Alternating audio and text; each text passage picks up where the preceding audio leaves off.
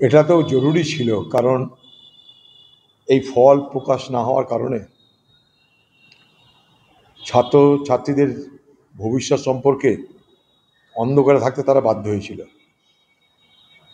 সরকারি নানা টালবাহানায় এর মধ্যেই কলেজে কলেজে সব ভর্তির সুযোগ ছাত্রছাত্রীরা হারাতে বসেছে।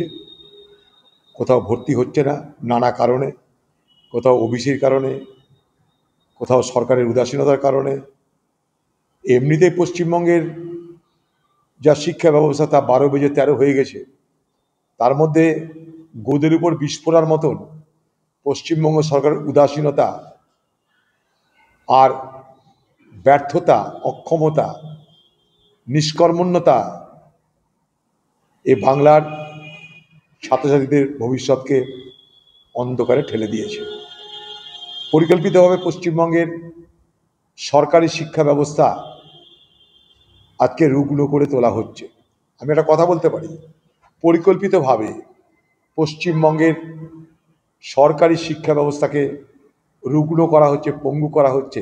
কারণ বেসরকারি শিক্ষা ব্যবস্থা অর্থাৎ তৃণমূলের নেতা মন্ত্রী যারা কোটি কোটি টাকা রোজগার করেছে, তাদের নেতৃত্বে আগামী দিনে সম্পত্তি বানানোর জন্য এবং সেই সম্পত্তিকে ব্যবহার করে যাতে তারা ভবিষ্যৎকে তারা সুরক্ষিত করতে পারে, তার জন্যে সরকারি শিক্ষা ব্যবস্থাকে রুগ্ন করে, পঙ্গু করে সেই সমস্ত নেতা নেত্রীদের তৈরি করা শিক্ষা প্রতিষ্ঠান এ বাংলায় ব্যাঙের ছাতার মতন গজাচ্ছে। পশ্চিমবঙ্গের মানুষ এই বিষয়টায় সতর্ক থাকবেন এবং সেই সমস্ত বেসরকারি শিক্ষা প্রতিষ্ঠানে আপনাকে অনেক বেশি ব্যয় করে, অনেক বেশি খরচ করে আপনার ঘরের ছেলে মেয়েদের আগামী দিনে পড়াতে হচ্ছে এবং হবে। নরেন্দ্র মোদী ভারতবর্ষের প্রধানমন্ত্রী, তিনি তার এমনি এমনি আসছেন না। উদ্বোধন করবেন শুধুমাত্র হলে তো দিল্লিতে বসে বসে উদ্বোধন করে দেওয়া যায় ডিজিটালি, তা তো তিনি করছেন না। সশরীরে আসবেন, সেখানে একটা বক্তৃতা হবে, বক্তৃতায় ঘুরিয়ে ফিরিয়ে উন্নয়নের গল্প হবে। উন্নয়নের গল্পের নায়ককে নরেন্দ্র মোদী এবং বিজেপি। মানেটা কি? আগামী দিনের ভোটে আমাকে সুযোগ দাও, এই তো গল্প। এখান থেকে তিনি বিহারে যাবেন কেন? সেখানেও ভোট আছে। রাহুল গান্ধীর আন্দোলনের তাড়া খেয়ে যখন আজকে ত্রাহি ত্রাহি রব উঠেছে বিজেপি শিবিরে, তখন বিহারে গিয়ে বিহার বাঁচাও করতে থাকে, সেখানে উদ্বোধনের ব্যবস্থা করতে হবে।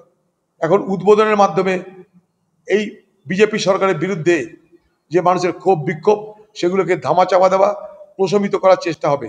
ঠিক যেভাবে বাংলার মুখ্যমন্ত্রী নেমে পড়েছে ময়দানে, দুয়ারে দরবার শুরু হয়ে গেছে। কাজে নাই, কাম নাই, রুটি নাই, রুজি নাই, লুট, চুরি, খুন, ডাকাতি, ধর্ষণ চালাচ্ছে, কিছু নাই। দুয়ারে সরকার, সব সমস্যার সমাধান। লেলে বাবা চারানা, সব সমস্যার সমাধান হয়ে যাবে। দিদি লেলে বাবা চারানা, সব সমস্যার সমাধান। যাকে একটা কথা আছে ইংরেজিতে, ফোরগন কনক্লুশন, এটা সবাই জানতো। কারণ বাংলার মুখ্যমন্ত্রী না হলে বাজার থাকে না। বাংলার মুখ্যমন্ত্রী এটা করতে সবাই আমরা জানি। এখন নির্বাচন কমিশন কি করবে সেটা তারা দেখবে। মাঝখান থেকে বলির পাঠা হয়ে গেছে মনোজ পন্থ সাহেব, আর নির্বাচন কমিশন কি করবে সেটা তাদের উপর নির্ভর করে, কি কার করবে। কোর্টে যাবে, কেস করবে। খুব বেশি যদি হয়, টিএন সেশনে যদি ডিএনএ থাকে এদের মধ্যে, তাহলে পশ্চিমবঙ্গের নির্বাচন প্রক্রিয়াটাকে তারা বন্ধ করে দিতে পারে, বলতে পারে আমরা করব না। যদি এই ধরনের ঘটনা ঘটতে থাকে তাহলে পশ্চিমবঙ্গে নির্বাচনই করবো না বলতে পারে তারা, এতটা বলতে পারে।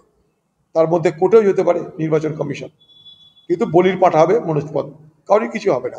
তার জন্য বিহাল তো বটে, এখানে অর্থনীতি বেহাল। রাস্তার টাকা দিবে কি? রাস্তার টাকা দিলে লক্ষ্মীর ভাণ্ডারের টাকা দিতে পারবে না, লক্ষ্মীর ভাণ্ডারের টাকা দিলে পুজোর টাকা দিতে পারবে না। তাই মানে একদিক তো খতম করো। রাস্তা থেকে এখন কোটি কোটি টাকা খরচা হবে, হাজার হাজার কোটি টাকা খরচা হবে।